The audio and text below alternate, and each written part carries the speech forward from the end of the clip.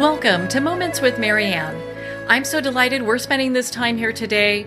We have a very inspiring show coming right up with special guest Sarah Smarsh, and she's here today to share with us her new book, Heartland, a memoir of working hard and being broke in the richest country on earth. Now, Sarah has reported on socioeconomic class, politics, and public policy for The Guardian, The New York Times, The New Yorker, Harper's Online, VQR, Pacific Standard, Long Reads, the Economic Hardship Reporting Project, and many others. She was a Sorenstein Fellow at the Sorenstein Center on Media, Politics, and Public Policy at Harvard University's John F. Kennedy School of Government during the spring of 2018. So let's welcome to the show Sarah Smarsh. Thank you so much for having me. What a pleasure it is to have you here, Sarah. And my goodness, your book, Heartland, it's getting such great reviews. As a writer, you must be so proud. Well, it's certainly an embarrassment of riches, and in a particularly challenging and competitive industry, it does feel pretty good to have the book connecting with so many people in a deep, real way. So yeah, I couldn't feel more blessed. Well, I think your book, and the reason why people are connecting with it so much, is because it's almost like telling their story when they read it. They're like, for a lot of people, or maybe it's, coming to an understanding of something they've never known before. Mm-hmm. Yeah, I do think that the connections that are being made are twofold in the sort of way you describe. One is a group of people who have not felt validated in some way or seen or heard in their own lives. And they aren't necessarily from the same world that I'm from, but there's something about the struggle described that feels universal. And then there are folks for whom their eyes are being open to a way of life or reality in this country that they hadn't previously understood it at the real human level. So yeah, one of the most wonderful outcomes of the book for me is that it seems that people of all stripes are connecting with it, maybe for different reasons. Mm-hmm. And doing that. So what led you to, what's like the inspiration to write Heartland? What brought you to that point? Well, this is a question that's kind of impossible to answer because it wasn't as though it occurred to me to write the book and then I set out to write it. It was more of a lifelong mission that I literally don't even remember a moment when it was not something I sensed that I was going to do. So even when I was a child, I would tell my family, I'm going to write a book about you someday. And I very strategically made decisions along my academic and professional path to make it possible, whether that be, my extracurricular activities or the internships I took or the majors that I chose. And, so I actually got my first research grants to start working on this book when I was a senior in college 16 years ago. One of the reasons that journey took so long, excruciatingly so, was that I had to, for many of those years, I was in poverty and I was just waiting tables and we're also working as an underpaid journalist here and there, trying to get by, and you have to have time and resources to work on something like a book. So that slowed the process down. But yeah, so it wasn't as though I came to a point at which I said, I'm going to write this book. It was more, I always knew I was going to do it, and it has taken me 38 years to get it done for various reasons. Was it hard to collect like the family stories or things that had happened during those periods of time? Was your family really good at keeping records? So one thing about poverty that I think might be kind of lost on middle or upper classes of society is the way that it really wreaks havoc on records keeping, and there are multiple reasons for that, but the transient nature of poverty, jumping around from address to address or from school district to school district, means that just the raw chronology of a family's story can be lost to the years and to, just misplaced documents and so it was difficult to piece that together. And while much of the research that I did was while wearing a more journalistic hat about bigger issues in the country, I also was doing, real archival research and also interviews within my own very private family experience, just to try to get the time, dates, and places and events right. I write in the book at length about family experiences at which I was not necessarily even present. So even though the book is called a memoir, it really is more a generational story of a family than it is just my own coming of age. And so, it was a real challenge piecing that together. At what point in your life did you learn or realize that, hey, my experience growing up is a little bit different than maybe somebody else's?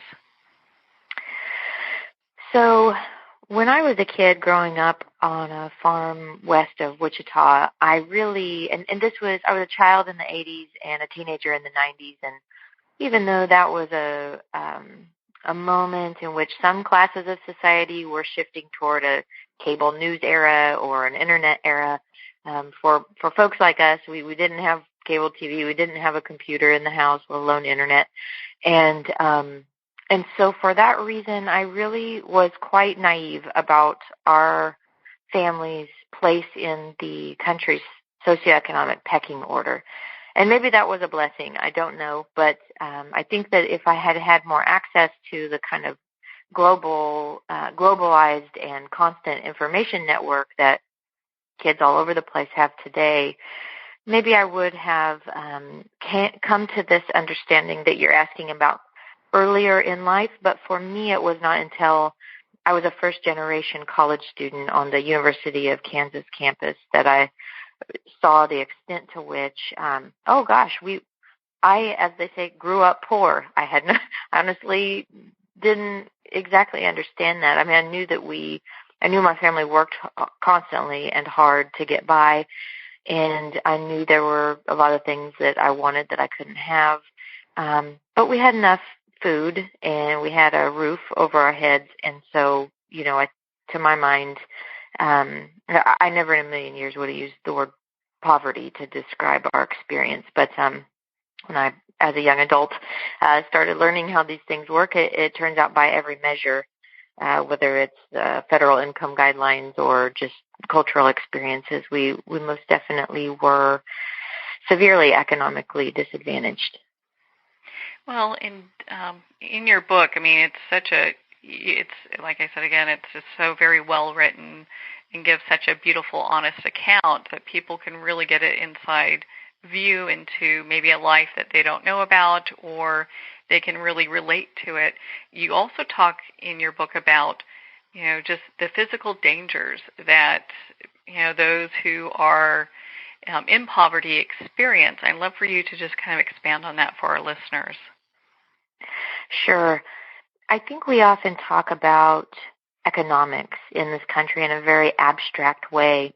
One of the things I try to accomplish in the book is to remind us that ultimately any policy or cultural force, all these things that can feel kind of amorphous or cerebral, ultimately they're experienced by us at the level of the individual human life. And many of the policies and economic woes of the American poor translate very physically into their individual bodies, and often in a very negative way, and sometimes even with mortal danger. So, my family members worked and still work jobs that are extremely physically dangerous, from agricultural work to construction, even, stocking retail shelves, or even working in the service industry as a female comes with physical dangers for your gender. That doesn't necessarily have to do with manual labor, but rather just physical vulnerability in an unprotected space. So these are all realities that have to do with one's just essentially having to put your body in a dangerous place because people of more means who don't have to work in such an environment will not, and therefore those dangerous spaces are left for the least privileged among us. Mm-hmm. Where they're having to take these risks and do these adjustments, and it's just tough and heartbreaking to see at the same time. But there's this level of expectation that people are going to do that work, and they have to get in there and do it. Mhm. Mhm. Yeah, and I do think there would be a way to make those spaces safer. One thing I try to get across in Heartland is that I'm not averse to hard work. I actually kind of thrive in that way, and it's how I was raised. And I don't have anything to do anything against work. What I have a problem with is the way that we often view the people who hold particular jobs as lesser or disposable even. And so these physically dangerous jobs that we're talking about could be made much safer, often by billion-dollar corporations who underpay their workers and can't spare money for a safer work environment. Yeah, all those things really need to be taken into greater account, and I think your book really highlights that very well. One of the other things that you talk about, you mention as a function of poverty, often mental illness goes undiagnosed among the poor. And it's, I'd just love for you to kind of share a little bit about that. Sure. Yeah, so I was born in 1980, and really this moment, sort of crisis moment that we're in as a country in terms of access to health care, was beginning to come to a head as I was coming of age. So I was delivered by just truly an old-fashioned country doctor. It was in a hospital, but he was a doctor who had a little office on Main Street of a small town in rural Kansas, and made house calls within relatively recent memory out to rural homes, and then as I was growing up, essentially the general healthcare industry became an increasingly urbanized and corporatized entity that was just completely enmeshed with the private insurance industry. So I grew up without insurance, but was still able to here and there access essential care from a small town doctor. I don't think that would be the case today, because that same doctor would be sort of under the thumb of an extremely powerful insurance industry. So that's all to say that a lot within that discussion of healthcare, actually some of the first piece of that to become inaccessible, based on my research at least, was mental health care. So state mental hospitals, from which my maternal great-grandmother benefited when she was having struggles with mental illness in middle age. And this would have been in like the 1960s and 70s. She was able to access those state mental health hospitals. They were all pretty much shuttered and closed by the time I was a kid. And then that trend of sort of stripping away the public access and creating a more expensive and more privatized general healthcare industry happened over the course of my childhood. And now we find ourselves at a moment where, even for the gains of the Affordable Care Act, we ultimately have a society where most people, many people who need care, can't afford it. Yeah, that's so true. And then when you're in a rural area, it seems like you're even farther away from being able to get the care that you need to get in many respects. Mm-hmm. Yeah, so for us, our geographic relative isolation, and just lack of proximity to care was made our struggle in accessing doctors twofold, and that remains true today, and actually even more so. I was talking earlier about the closing of public mental health facilities, hospitals. Now we're at a moment where the economic decline of places like where I come from is so severe that even private healthcare enterprises are closing in small towns for just lack of population in some cases, and public policy disproportionately burdening them in some economic ways has meant that now a lot of small towns don't even have hospitals, and so people find themselves, 100 miles or more away from the closest professional healthcare facility. So that can be, when you compound that with the kind of physical dangers we were talking about earlier, be they in agricultural work or some other industry, that's a quite dangerous way to live.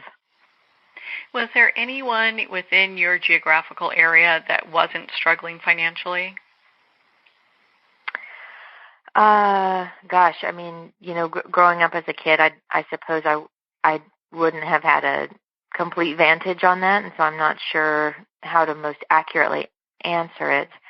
But I can say that within, class and economic realities are so relative in the way that we talk about them and experience them. So what I mean by that is I was at a small rural high school where, let's say for an elite prep school in the Northeast, someone might look at that school and just lump it all together as one economic experience, like the rural working class or whatever.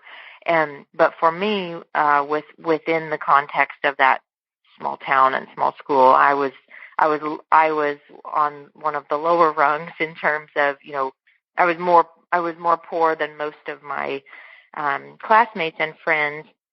Some of them I experienced as, like, let's say middle class. If your dad was the small town, was a mail carrier and you lived in town and had a nice little house with a nice yard and went to Wichita every weekend to go to a discount clothing store. Like, to me, that represented, like, I wouldn't go so far as to say wealth, but financial comfort. And so, as far as how we describe the middle class or wealth or the upper class or whatever in this country, I think that the way that I saw the world, yes, those levels existed in my midst, but I'm not sure that someone from a more privileged background would say the same thing. Well, and so with having the experiences that you have, how do you feel that all of that has shaped you today? Oh, gosh. Well, that's an immense question, isn't it? I think... Really? I think that's probably impossible for me to answer or know, but one thing that I try to emphasize when I approximate the answer is that there were so many beautiful things about my upbringing and joys and humor that I think usually the stories that get told about poverty or even the working class in this country are told by people who maybe don't have firsthand ownership or experience of those places and worlds and realities. And for that reason, the story often fixates on the trouble therein or the crisis of the situation, and those crises and troubles are probably why my book exists, and it's why narratives, tend to the problems, because we need to articulate problems in order to solve them. But I think it would do a disservice to my family and place and upbringing to cast it as an entirely terrible thing. In fact, one of the most formative aspects of my upbringing, I think, and who I am today, is the resilience and courage and humor in the face of despairing circumstances that we were required to find within ourselves. And I carry that with me today in every experience I have. And so of all the many ways I might not know that my upbringing shaped me, I know that that's true, and it's something I'm really grateful for. I can imagine it would also make you very kind of creative and, having to look at different ways of solving problems than most people, ever get from any kind of education. Oh, certainly. Yeah, there's I can't think of any experience that requires more creativity than being financially destitute in this, highly consumerist society. So we live in a world that requires constant transactions with money. And if you don't have money, there's going to be a lot of clever problem solving, whether it's these, elaborate coupon schemes that people now come up with. I think there's even been reality TV shows about the way that people leverage the power of a coupon and look for, we would watch for typos in advertisements that then legally had to be honored if we went to the store and said, well, the Sunday ad said it's 19 cents a pound for potatoes, and it's a typo, but you have to honor it. So, and, just the work, my mom was a very creative woman in terms of language and art, but she also, probably her most handy kind of creativity in our world was that she was very keen at seeing, okay, what in this place or circumstance is going to require someone to make some sort of purchase, or what is it that they want that they can't access, and then she would find a way to sell that thing to them. So yeah, it's a constant. Creativity isn't a word that we often associate with that experience, but that is what it requires. And I don't know a single person who's ever lived in poverty who wasn't really a creative master in that way. Yeah, without a doubt. That's very, I just love hearing these stories. And it kind of, my next question here is, did you know at a young age that you were going to kind of break the mold in some ways in regards to the cycle of poverty or young, getting pregnant young and move out and do something different? Well, I knew that I had that mission, certainly, from a young age. I was a very bookish kid, ambitious. I loved school. And, I was precocious enough to look around and say, I love my family, but I see how some of the ways they struggle. Maybe I can figure out some way where ultimately my outcomes won't be so severe.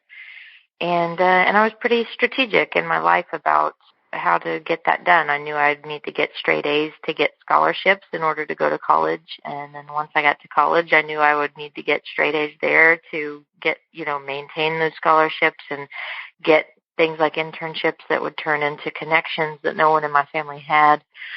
So yeah, I certainly had that goal. I wouldn't go so far as to say I knew that I would, because I certainly didn't take that for granted any step of the way. But yeah, it was an awareness at an early age that I hope to break some of those cycles, as you say. Yeah, and kind of move forward. I know you have said that you get people that come up to you all the time and ask you, how did you escape? How did you get out, of poverty? And, I'd love for you to share what your thoughts are about that.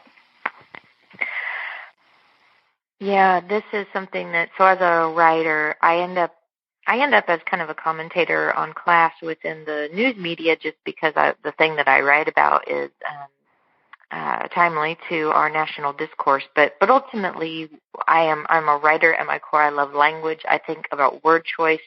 I love poetry. I think that the words that we choose matter, and they tell us something about our beliefs. And sometimes they're toxic. And one of those toxic linguistic framings, to my mind, is how we talk about places and experiences as something that a child might, or any person might, quote unquote, get out of. And so, if we're talking about the experience of poverty, then I can get with that language, certainly, and that was a goal of mine, to get out of the cycles that were so dangerous and negative for the people around me. Now, I think that in this large geographic country, we sometimes conflate that experience with an actual physical place. And so we are by saying, oh, he got out of small town Mississippi, what we're saying in that language often is no one would or should want to be in small town Mississippi. So good on him. And actually, there are all sorts of people like myself in this country who feel deeply connected to their roots, and they don't want to leave their home or their family, but what causes them to do so isn't disdain for the place. It's just economic imperative in a country that has, sold a lot of those sorts of places down the river. And so, it's, I challenge people to question that language about the escape or the getting out. Are you talking about an experience and a negative cycle? Okay. But if you are also sort of condescending to an actual place that has maybe higher rates of those struggles and perhaps by no fault of their own, then I think we should really examine that as a country. I live still in the place I grew up, and that's very intentional, and it's something I'm proud of as a writer who's often encouraged to live in more cosmopolitan places.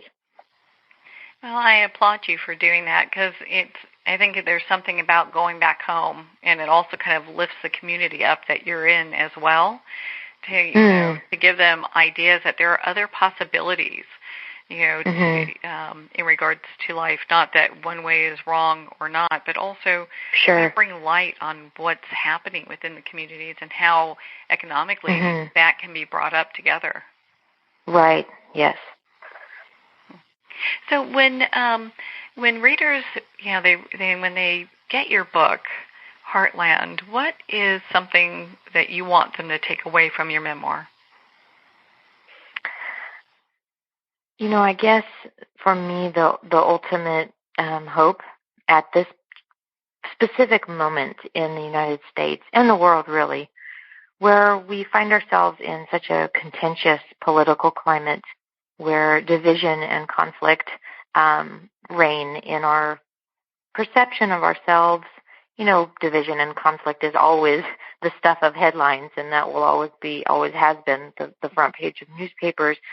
Nothing new about that, but there is a particular nastiness and rancor about this moment, 2018, politically in the United States. And I hope that my book might be an invitation for people who feel wary and beleaguered in this moment to heal in some ways by connecting with human stories about human lives in a way that, while it certainly intertwines with public forces, ultimately, I think kind of transcends politics. So there are human experiences that go deeper than political labels, and there are truths that are universal regardless of what divide or separate us. And that's my hope for the book, that people might find those connections and feel some relief in it. Sarah, my goodness, your book, Heartland, I absolutely loved it, and I can't say enough good things about it. And for those who are looking for a special gift to give somebody this year, Heartland is a beautiful read. Where can people connect with you and be part of your community and learn more about your book? Sure. So I have a website, sarahsmarsh.com, easy to remember, where I try to keep my events up to date if people are wondering where they can see me traversing the country on book tour. And then I am quite active and prolific on Twitter. My handle is @Sarah, that's SARAH _Smarsh. And I also have a public page on Facebook that people can search for and easily find. I check in there and have pretty robust conversations with folks. And so I would love to meet your listeners along the way. Well, I've enjoyed your book and highly suggest everyone pick up their own copy. Sarah, thank you so much for taking the time to be on the show with us here today. Thank you, Marianne. Thanks so much. This was great. Well, thank you, Sarah. It's been such a pleasure to spend this time with you and, of course, to talk about your new book, Heartland.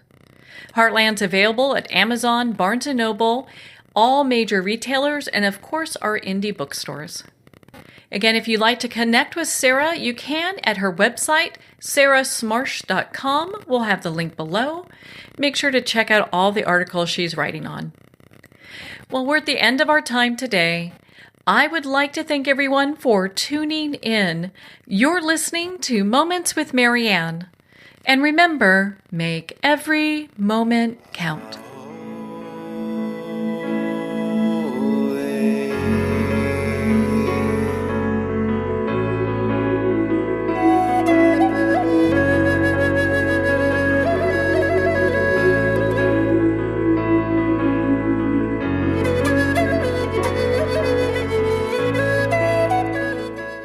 In a single moment, your life can change. Moments with Marianne is a transformative hour that covers an endless array of topics with the best of the best. Her guests are leaders in their fields, ranging from inspirational authors, top industry leaders, and business and spiritual entrepreneurs. Each guest is gifted and a true visionary. A recognized leader in her own work, and while teaching others to develop, refocus, and grow, Marianne will bring the best guest and sometimes a special surprise. Don't miss this. You never know just which moment will change your life forever. Moments with Marianne airs every Thursday, Friday, and Sunday at 8 p.m. Eastern, 6 p.m. Mountain Time. Make sure to tune in and visit momentswithmarianne.com for more information.